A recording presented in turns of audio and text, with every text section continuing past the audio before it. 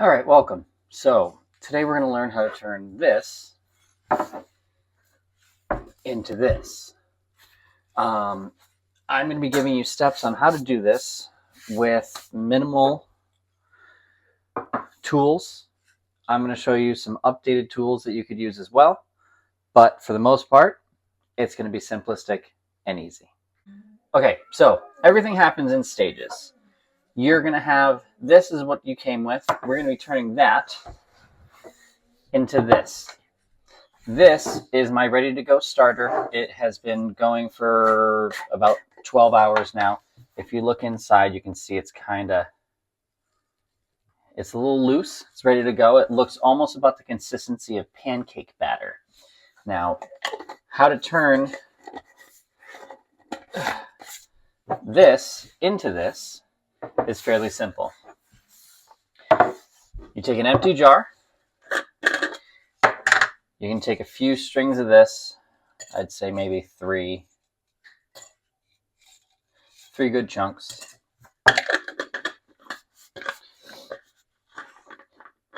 And to it, I'm adding this flour here.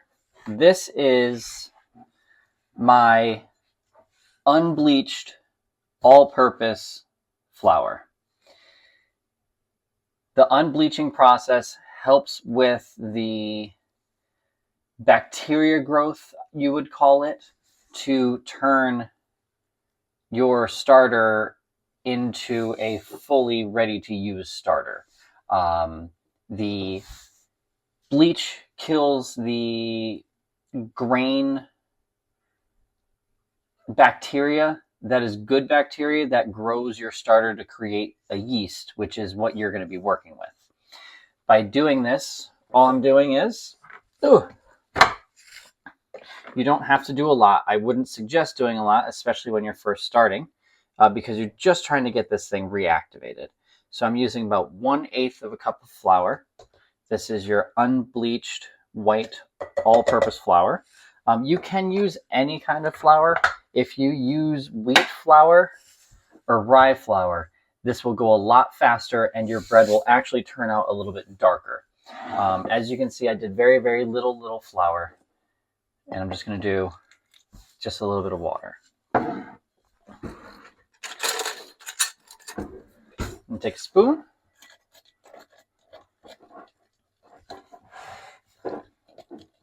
And mix it up. And the consistency that you're looking for is basically thick pancake batter or biscuit dough. I'd say a little bit wet biscuit dough or pancake batter. You're looking for something like this. That's your consistency. If you want to make a little bit more, if you're using a smaller jar, you wouldn't need to make more just to see the difference in when it's risen or not. If you use more in this jar, you can see it as well. But what I would suggest doing is you can take a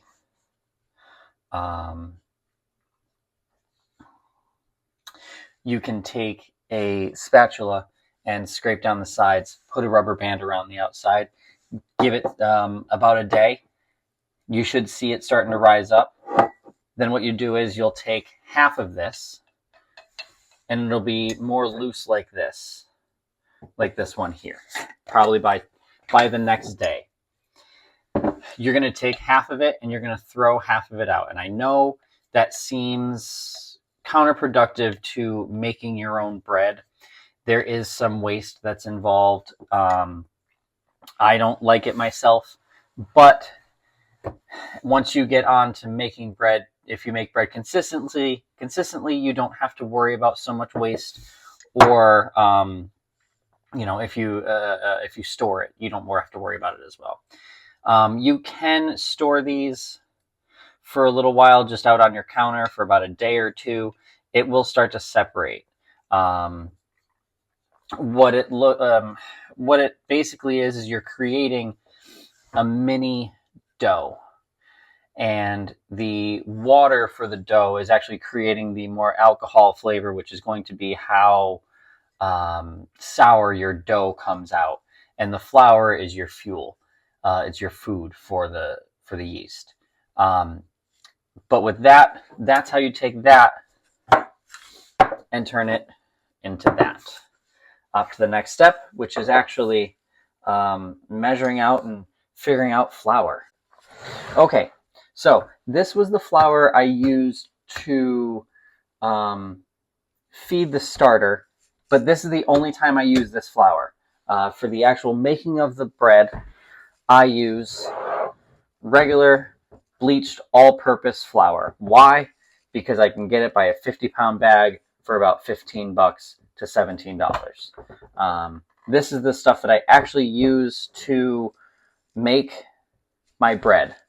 But one thing I can't really do is to give you a full recipe of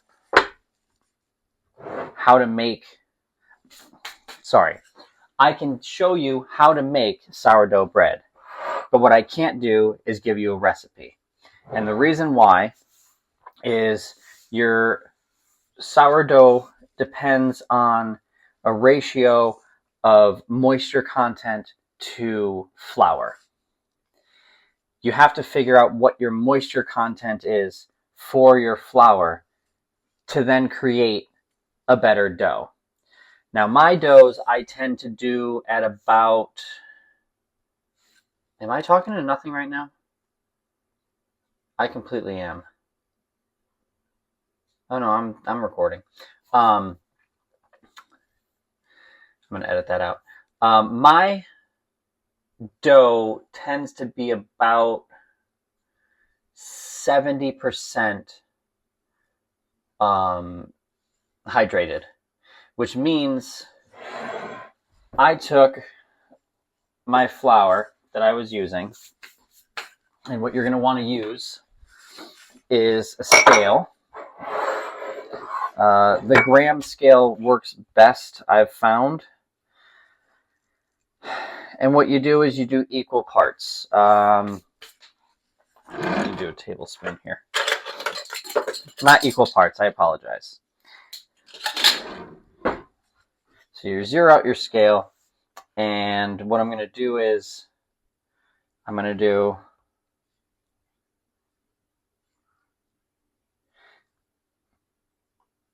maybe 20 grams of flour. And to that I'm adding, let's see, if I want to do, we'll say 75% hydration. So I'll add another 15. So that'll bring us to 35. And I went to 40. So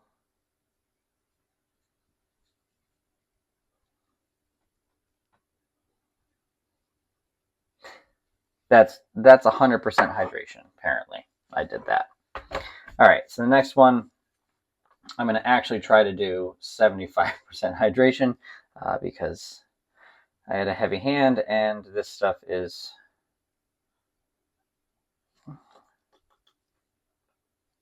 There we go, 20, and then we're going to add 15.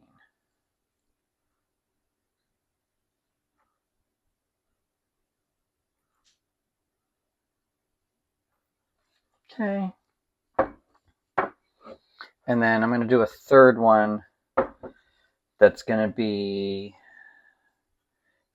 we're going to go drastic and we're going to go 60% hydration on this one.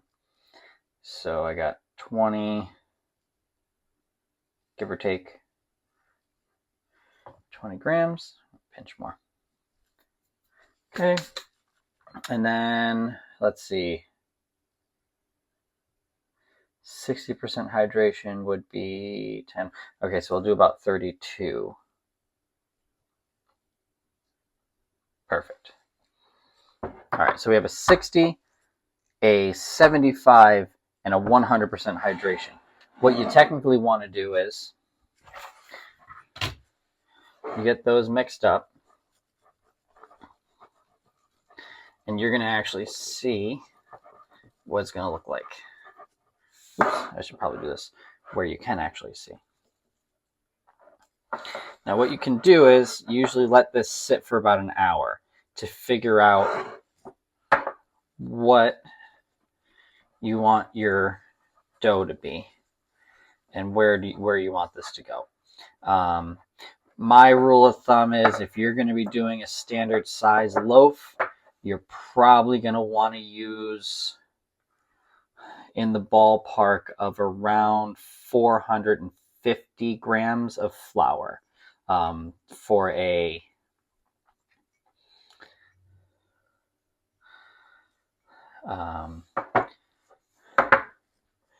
450 grams of flour for a standard size loaf. That's going to fit in your regular size Dutch ovens. Now you're going to do this at home with your, you're already at home, duh. What you're going to want to do is you can even see right away the differences between, rinse my hands off.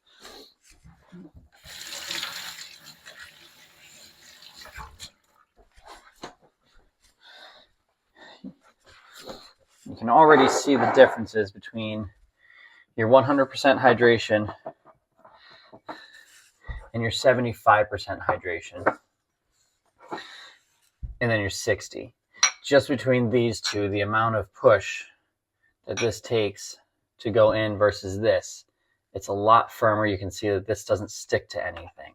It's just right on the finger there. This 70% hydration, it's a little bit more where we want to be.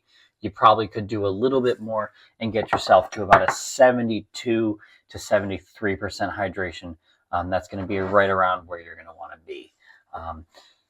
And the best part is it's all math.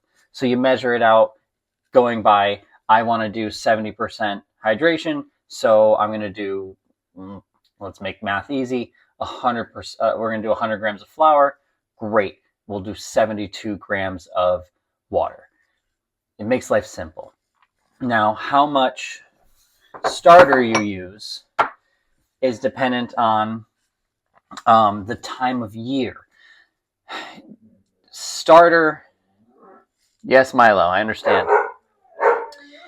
Your starter, you will need more starter in the winter time because it's colder and more of it needs to activate and touch all the other areas. Once again, think of it like a bacteria. It needs to touch all the spots to be able to make it proof up. Yeah. Basically, what you're looking for is what it would be a good workable dough. Like I said, do the math on it. For me, in the summer times, I'll use about 100 grams of starter. And in the winter time, I will use about 130 grams of starter. I don't change the other portions of my dough except for to make it, I might add a little bit here, a little bit there, just to based upon what it feels like. Up next, we're going to be looking at actually making the dough, the steps that you're going to take. Okay, so today I'm making actually a couple of doughs. I'm going to walk you through one of them. The other one I'm just going to make on my own. Specialized equipment versus standard everyday stuff. As far as the stuff that I'm making, everything can be made basically with bowls, a towel, starter, flour, and water. That's really everything you need, and salt. You gotta have salt. And then your hands. That's the only things you really actually fully need to be able to make sourdough bread. That's why it's made everywhere, and can be basically made with 3 ingredients, salt added. So what we're going to do is, I have my gram scale here. I'm going to zero it out. Okay. Now, as I said, it's winter time right now, so I'm doing about 130 grams of starter. It should be close. Ooh, extra drop, come on. Come on.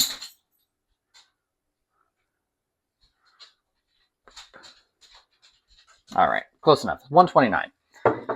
You don't have to be 100% exact. I know baking is an exact science sometimes, and we will get to the exact science part of this later. I promise you.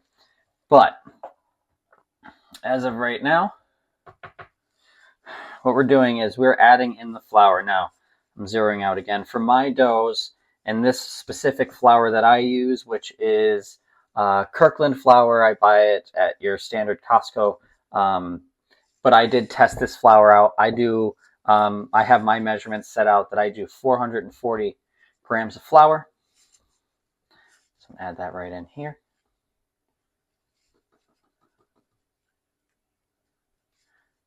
All right.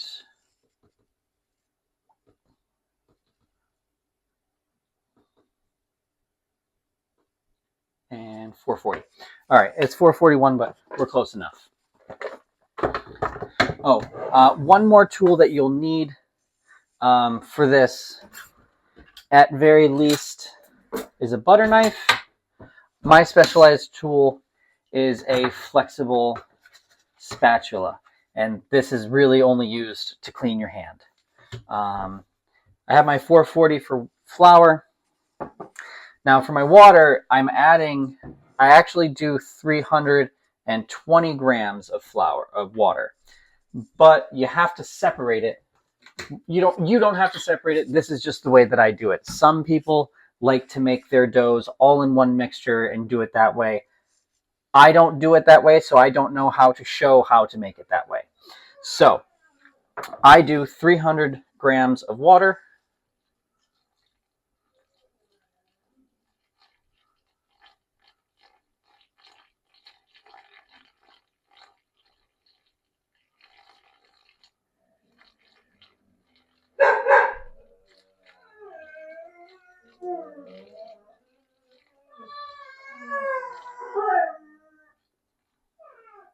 And I'm pretty sure the mailman is nearby.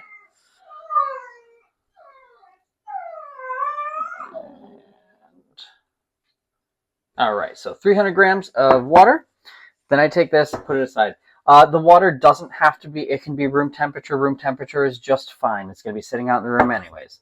And then what you do is in a side container, I mix 20 grams of water, which is a couple more drops.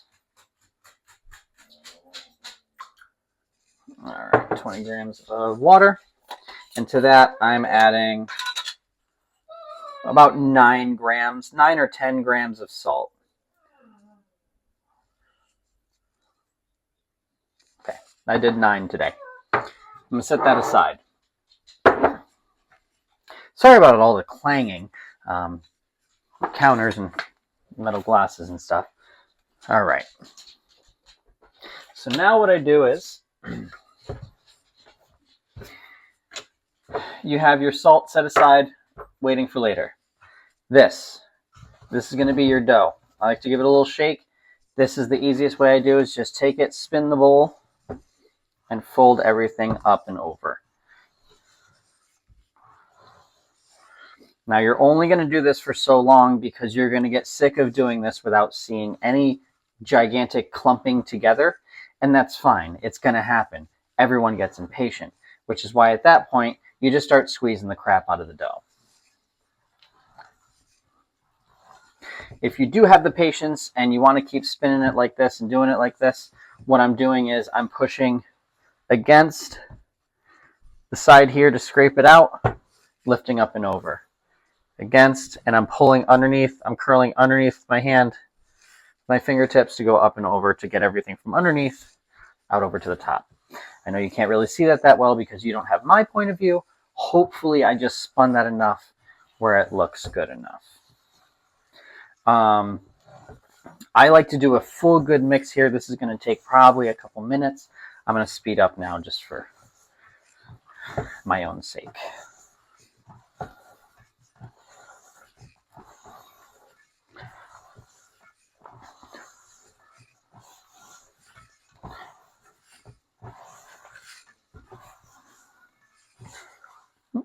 Nice clump of flour. And as I just did, I just got tired, and not tired, but I got impatient. This is really the only part in the process in which you can actually be impatient and it doesn't affect anything. There is other points in time where you can be impatient and it won't affect anything except for some design work. And I'll explain that most likely later if I remember. Now, I will say, even if you have starter that is ready to go, you will not be eating bread until tomorrow if you're following along with this. I do apologize about that. It is they say patience is a virtue. We're gonna test that out for you. All right, so what you're looking at is something like this. It's kind of a glob. It's okay. It's allowed to be that way. It's gonna look great afterwards. Now this is the point where you can take a butter knife and just scrape that off. Flexible spatula works great for me because it gets it right off your hands.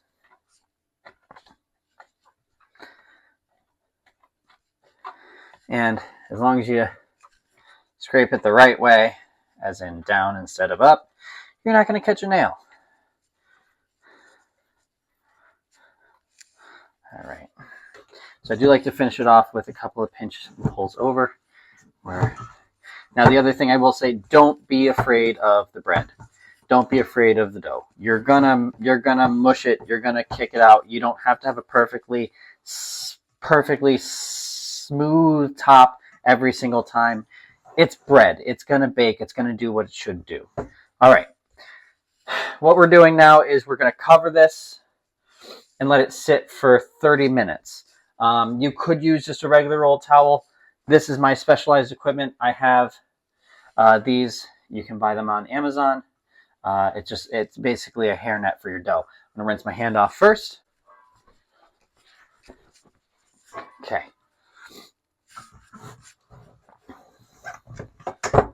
And you sit that there, and you're done.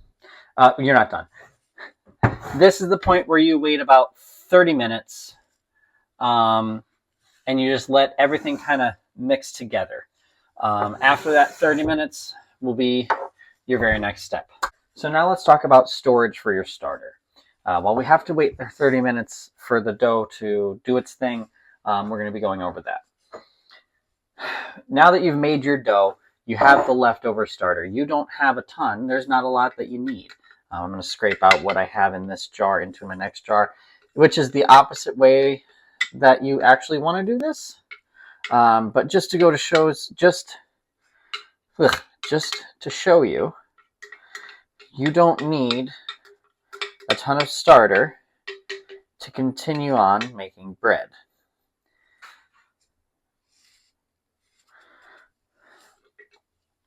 As you can see, this is a canning jar, and I only have very, very little bottom of it ready to go. Now, I make dough once every 2 to 3 days. So for me, oops, wrong flour. For me, I leave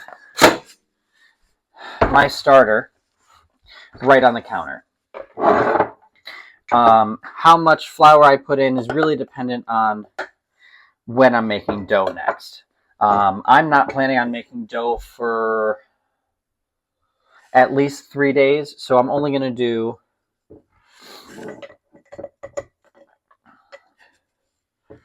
a quarter cup. I have to sneeze.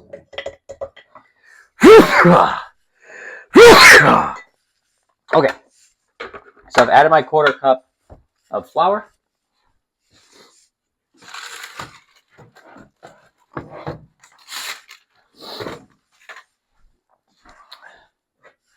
And now I'm back with the water. Now, as I said before, you're making the mixture the consistency of a biscuit dough for when you want to bake.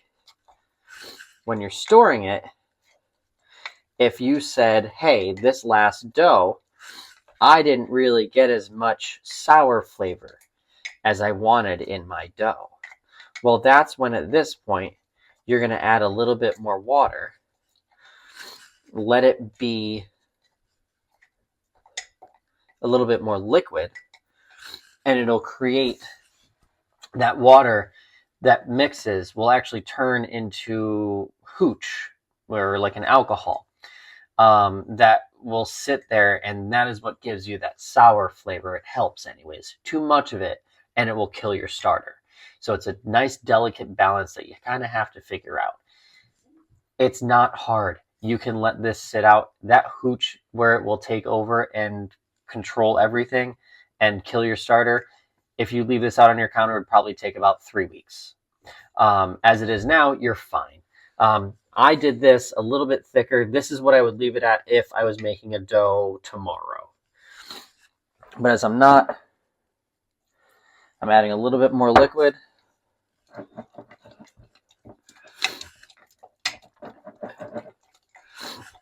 And this is more going to be like a thick pancake batter, a little bit thicker than my starter was. And this will actually do its thing and become the starter for my next dough. If you decided, hey, I'm not making dough for a week, 2 weeks, take this. You just do a cap on it. It doesn't need to exchange air, meaning that you can put this cap on, leave it on tight. It won't expand to blow up or anything like that. It actually is taking the air that's in there and turning it into, I believe it's carbon, CO2 or some form of CO2 or something like that. I believe CO2 is the answer. I believe I've said it like 6 times already. So my brain thinks that's what it is. If it's not, then I apologize. It's something else. However, when you take this off, this cap, the reason people leave it to vent a little bit is because it builds and you just have that gas that's left over in there. If you open this up and whiff it right away, you could get lightheaded, things like that. We don't want that. So if you're going to give it a good whiff, take it off, give it a second. You could even blow some air to kind of exchange some air in and out of there, which will take some of that bad gas out, and then you can smell it. Like I said, if you're long-term storage, 2 weeks, 2.5 weeks, 3 weeks, you toss it right in the fridge. You don't have to feed it. If you leave it out on the counter, you want to feed it every 1 to 2 days. Basically, you'll see it rise. It'll come up. The center will be your indicator. So the center is going to poof up, like just coming up like this, and you'll see it coming up. Once that top part here decides to fall down and becomes concave, like this, that's when you know that you're either ready to use it, in which you probably could have used it right when it went flat even. You can still use it once it dips down a little bit. It's fine. But that's when you either use it or toss it and feed it.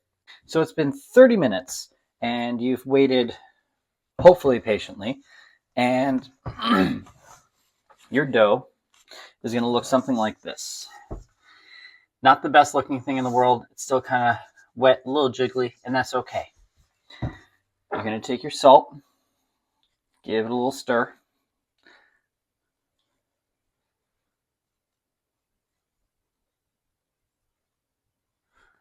Okay. And pour it right in.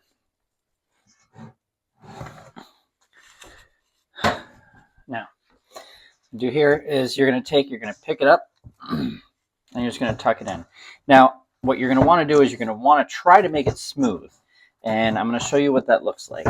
But then I'm going to show you what's going to actually happen, which is you're going to overdo it. It's going to not have a flat top. But the best part is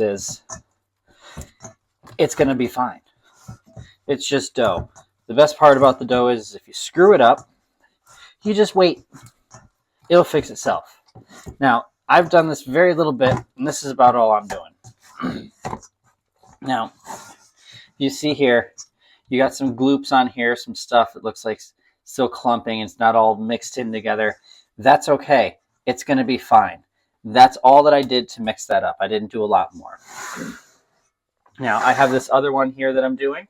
I'm going to show you what's going to happen if you overmix it. Very similar. It all looks the same. Going to mix this one up. salt in. Now you're gonna lose some salt in the little jar. That's okay. The biggest thing is you can't really mess this up, and if you do, it's flour.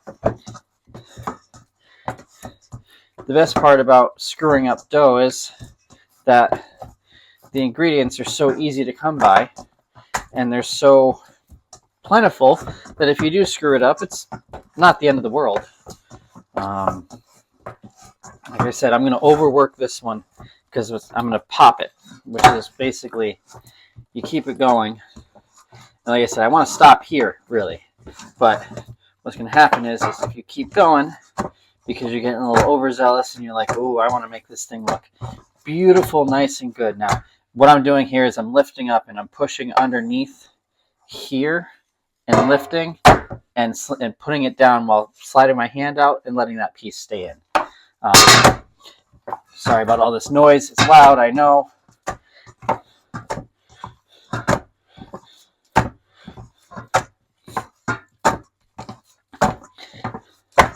There we go. Our donut's popping. There we go.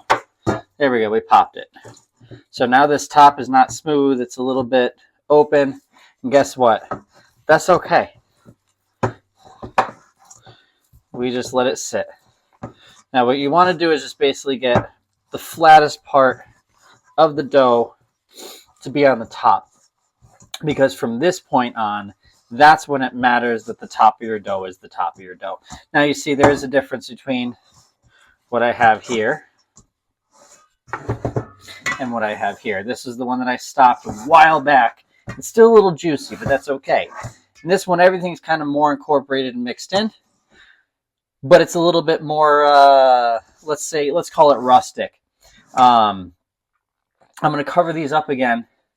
I'm going to wash my hand, rinse my hand off. We're going to cover them up again and let it sit for another 30 minutes. Now, just to keep them separate so we know which one is which, the one that I purposely messed up, the wording is going to be the correct way. And the one that I didn't do it, I'm going to put this cap on inside out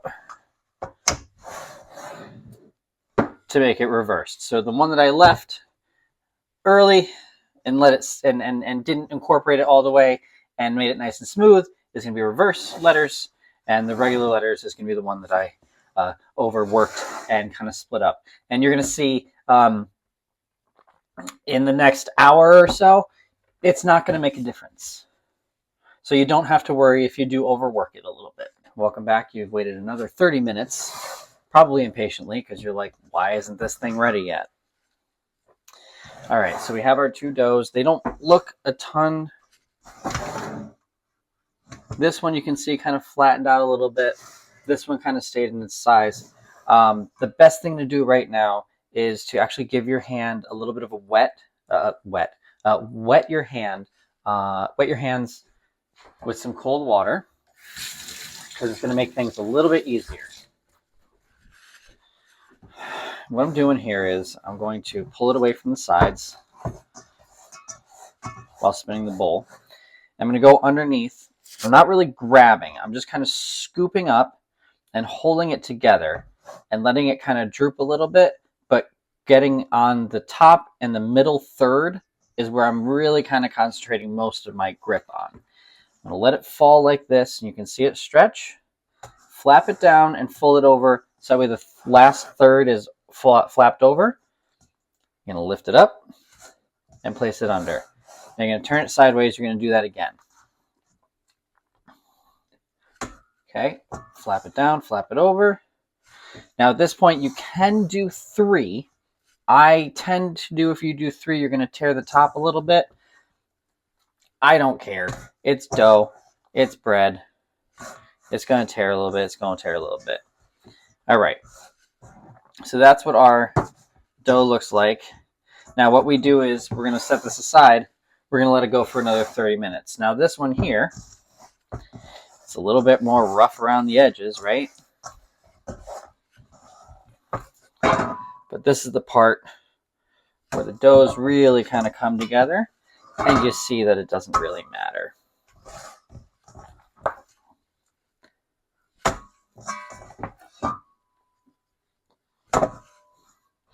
Now this one, I'm only doing 2 folds on because it feels a bit more firm, but now you're looking at this. This one's a little bit more sliding now, a little bit more loose, and this one is more tight. So it almost seems a bit better to break it and mix it all together.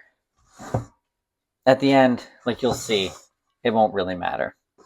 But let's cover these back up. We'll give it another 30. Thank you for time traveling with me. It is now a half an hour later.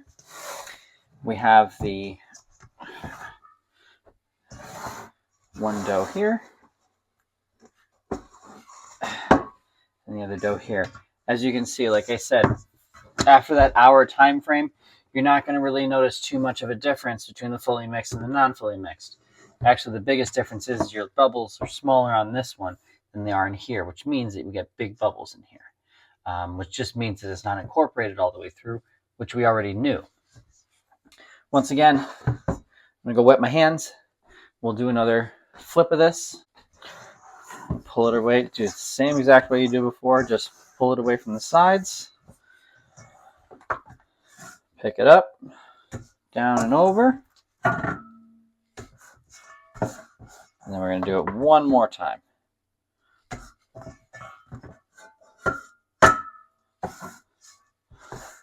All right. They look good. On this one here. Now you should, most of the time, you're not going to be making more than 1 dough. If you are, 2 is about your limit before you got to re-wet your hands. After that, it's going to be, you're going to start sticking to stuff, which we don't want. All right. So this one feels a little bit looser. This one's a little bit more firm. This one I'm actually going to leave now.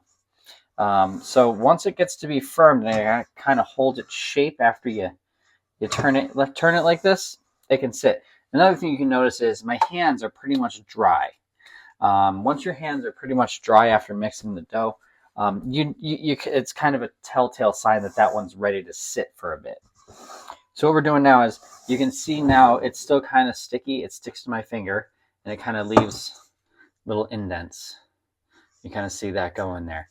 What I'm going to do now, and one thing that I've learned to do, is I'm going to let it sit, this one, until I press on it and it no longer sticks to my finger. Once it's at that point, I feel like it's finished doing the rising that it's going to need to do what it has to do. This one, I'm actually going to give this one another 30 minutes and remix it again. I'm not going to show you that just because it's the same thing that we've been doing this entire time. It's just one more mix. Okay, so while we're waiting for that one dough to go through its first fermentation, which is what it's called when sourdough goes through its rising patterns, or rising patterns. So we're going to let that go through its first fermentation. Now, how long that's going to take is really dependent on how cold your house is. We're going to go up to me a little bit here. Okay. So the colder your house is, the longer it's going to need to sit and do its thing, because the sourdough has to push itself and rise, basically, or ferment is what we're calling it. So once that does that, then you know it's good to go through. Now, mine usually will go through its first bulk fermentation, because this is where we're trying to get the mass out of it that we want to get out of it. This first fermentation is going to take roughly 2 to 3 hours, could be up to 4. It really depends on the temperature of your house. The colder that your house is, the longer that you'll need to wait for it to go through its fermentation stage. The warmer your house is, the faster it will go through that process. But as of right now, what we're going to talk about is next step containers. I have here, these you can get on Amazon. They are baskets. These ones are made of rope. I did like these for a bit, but the liners are a little bit hard to get on and off of them because they are pliable, which can be nice, but for this application, not so much. What you do want to do with them is you want to put the liner in. I have 2 of them, but if you don't have these, that's okay. You can use a bowl, and you put your towel in the bottom of the bowl. It works the same exact way. Yeah, so it just, yeah. What you want to do is you want to take these, you want to flour them up nicely. You can use your cheap flour. You don't have to use your expensive flour or anything like that. This is just to kind of keep it from sticking. Flour them up really good because you don't want them to stick, because if they do, you're going to be peeling it off and you're going to get chunks of it, and you're going to leave chunks of it on there, and it's not hard to wash off, but it's a pain if you have to. And if you don't have to, why do it? So this is basically what you would do. You just got to get those all floured up.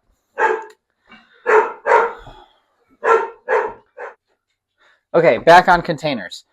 So you have these that they're going to sit in after you form them into their size. I have these ones that I use for my round doughs, and then I have this oval one that I use for sandwich loaves. I'm not making a sandwich loaf today. That other one that I had shown you earlier was the one I had actually taken out of this earlier this morning. If you do start to get crusties and stuff on these liners, I would say, or on your tea towels, whatever you're going to use, if you get little crusties because stuff kind of bakes into there, the easiest thing I'd say to do is soak it face down or face up. It doesn't really matter. Face down works better because then all the flour and stuff falls right off in the thing. You can even just take a cookie sheet and fill it with water and lay that towel over, and all that flour will fall right off and go to the bottom. And then you can just wash the towel as per usual, and it works just fine. For baking, there's many different things you can use to bake it with. I like to encase mine. If you have a Dutch oven, that's great. I use my, oh gosh, what is this? I have a nice 3.5 quart. This one I use for a lot of my little round ones that I use. It works great. I should probably put that in view. It works great. I use it all the time for my round loaves. You can also use any kind of Dutch oven. This is literally a Cabela's version of, it's just their cast iron pot. You can, a little dusty rust in there. I gotta take care of that. But you can use something like this as well. For me, for the most part, I am doing my everyday loaves that I use for sandwich breads. And for that, I purchased one of these on Amazon. I believe it was around $30 to $40. It is just a cast iron sandwich loaf pan. You want to create... they tell you want to create an area in which the steam will not escape, so that way it can filter back into the dough, keep it moist, and keep it rising. I've seen videos of people just doing it open in their oven. I have yet to do that. I'm not going to try it because I have these other methods. But that is doable if you don't have those. They just say to whatever you're going to cook it in, if you want, keep it covered for the first bit of it, just so that way the steam can escape from the dough and basically fall back onto it to keep the top moisturized, so that way it doesn't overbake. Because this is a hearty bread, we are going to be baking it at a pretty high temperature. But we'll see you in a few hours. So thanks for jumping through time, and here we are again. We're actually about 5.5 hours later. This is what the dough looks like now. It's gotten quite a bit bigger. It's a bit jiggly, and it doesn't stick to my hand when I press it. At this stage, you're going to be forming the dough. So to do that, we'll zoom in a little. Just going to take a little bit of flour, put it on top, and some on the table. Ooh, I need, once again, specialized versus regular tools. To scrape this out, I take my plastic scraper and push it in the edge to kind of push it down to get it all off the sides. You can use this, or if you don't have that, you can use one of these. Just pop it out like that. You can hold it like that and get the same effect where you're just scraping down along that edge.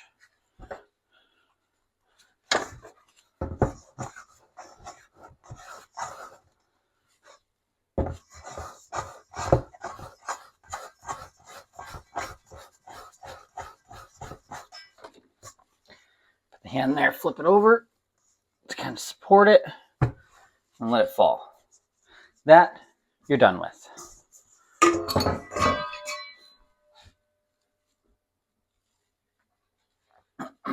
Okay, so at this point, what we're going to do is stretch it out a little bit, make it into a square,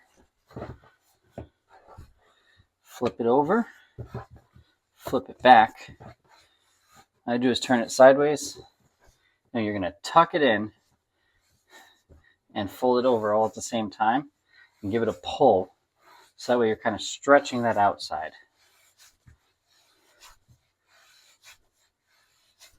Okay. Now you'll end up with a log like that, tuck in the ends and kind of rock it back and forth. And then what you're going to do is you're going to turn and pull it back on itself. So that way what you're doing is you're pulling this side towards you. So that way that bottom part catches to stretch that out.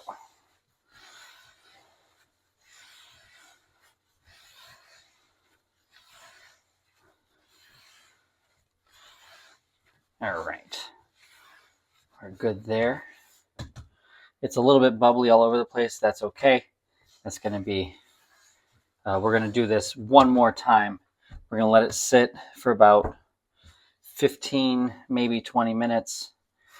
And then we're going to do this again. We're back. It's been about 10, 15 minutes. I did the second one. Here's the first one. Second one's going to go back in that spot there. A little bit more flour down.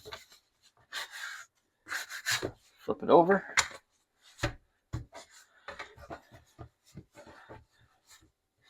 Now this time it's going to be a little bit harder. It's not just going to fall flat out like the other time it did.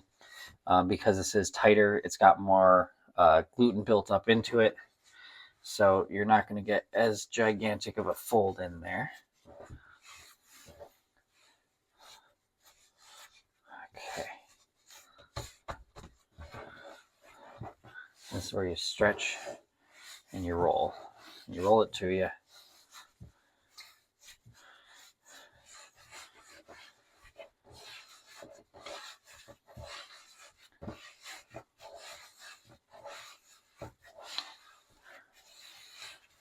Get that nice and smoothed out.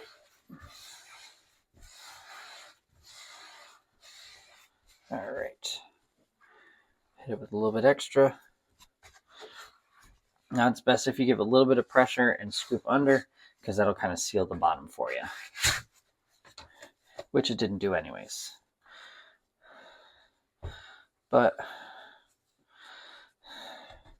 we just let that sit, cap it, and we let this sit for about, put it in the fridge. If you want to leave it out, you can bake it within the next, I'd probably say it'd rise in probably about 2 to 3 hours. Then you could just take it right out of this and bake it. I like to let it sit in the fridge for a night.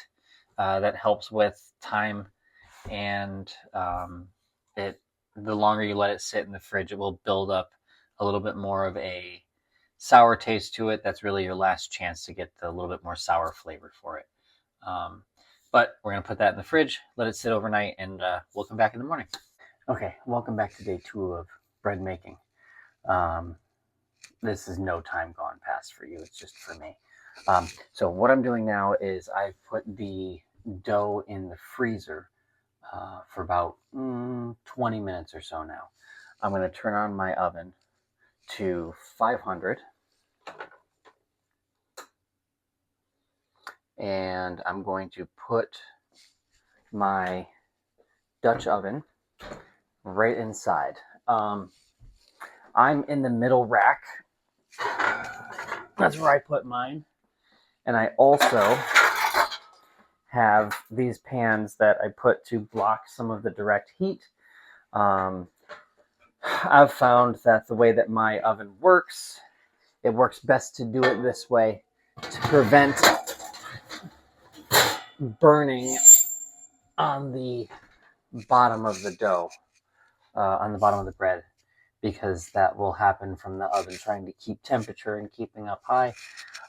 You can try messing with temperatures, going up to like a 520 and then dropping it down to about a 485 for it to cook most of the way through that way. So that way it's just using the residual heat in the oven. But I don't do it that way. I just let it cook. I'll come back to you once the oven is preheated. Actually, before that, what you would want to do is cut parchment paper. I have some here. So I'm actually doing 2 loaves. So I would need a section like that. And because I know the size of my Dutch oven, I only need about half of this. So I'm just gonna fold it in half.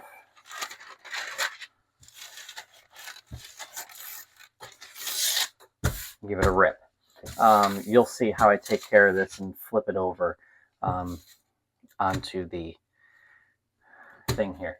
The other thing that you're going to need is the sharpest knife in your house, whether it be a paring knife, chef knife, whatever. It's got to have a really, really sharp tip. I use this. It's a little scalpel that I bought off Amazon. It's a very, very, very sharp tip, but it works well for cutting into the dough because you're going to need to make score marks in your dough. At least one big one. That's the one big cut that you'll see that everyone does.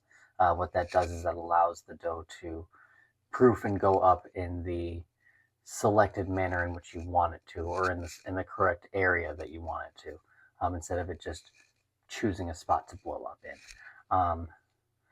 I'll show you that when we come back after the oven is preheated. Welcome back. Dough has made it through the freezing process. I'm going to go through now 2 different type of cuts that we're going to be doing. One is the superficial cut, and the other is the functional cut. I talked about that earlier, where the functional cut is to make it proof up the area which you want, and the other cuts are just for show. The story is that back in the day, bakers would do certain cuts to signify that the bread was theirs, kind of like their little signature cut. So what I do is flap that on there, give it a flip, and just pick it up nice and slow. And that should...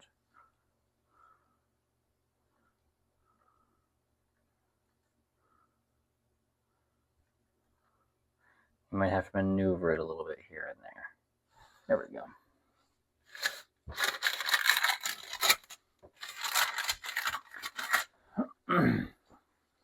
Now, me, I like to do my little starburst cut, which is just 1, 2, 3, and I go longer as I go out.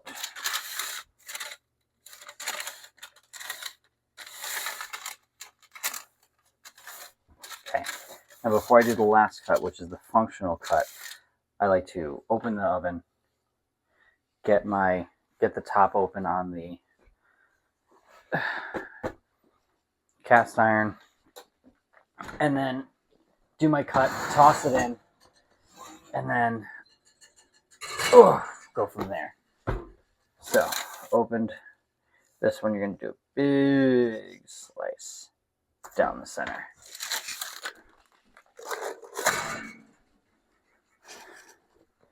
All right, drops right in. All right. All right, now that's going to cook for about 20 minutes. 20 minutes later, I'm going to get the gloves because we're going to take out the dough. Well, not take it out. I'm going to be taking the top off now. I'll show you what you're going to be seeing. Something like that. If it's exploded up like this, then you're pretty good. You can let it sit just as it is. If it was not exploded up a little bit more, or you want it a little bit darker in that way, you could keep it going. I'm just going to push it back in, let it sit uncovered for maybe another, I want to say 8 minutes. Okay, so moment of truth time. We got to take out the dough. Well, it's now bread out of the oven. Here we go. Everything you've been waiting for.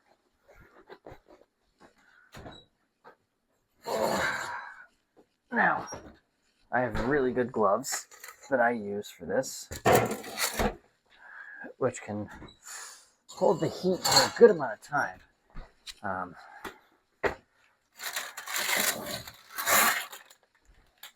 Now, that is your dough. Bread. Well, it's bread now. The things I didn't go over, your superficial cuts, those go super light and easy, not so deep, so you can kind of see them as decoration. And then you have the big cut here, and that's where it all kind of proofed out of, and you can see that there.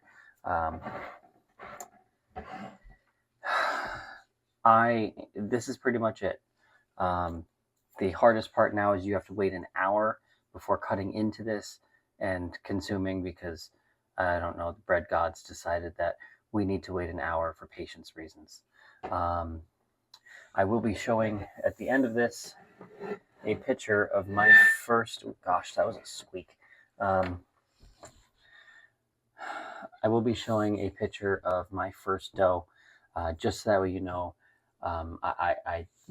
this was a lot of work, and going to it took some time. But the other thing I did want to go over is what happens if you kill your starter by accident.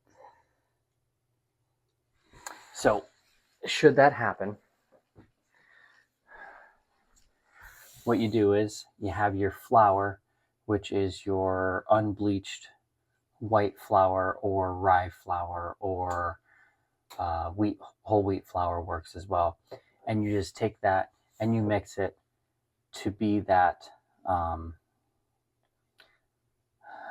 like thick pancake, almost wet biscuit consistency, and let that sit on your counter. You don't want to seal that one closed, because you do want some of the bacteria to kind of climb in there and go from there. That's how you start a starter as well. So should your sourdough starter ever die, that's how you re-get it back up, or that's how you first start with your starter dough. Other than that, happy bread making.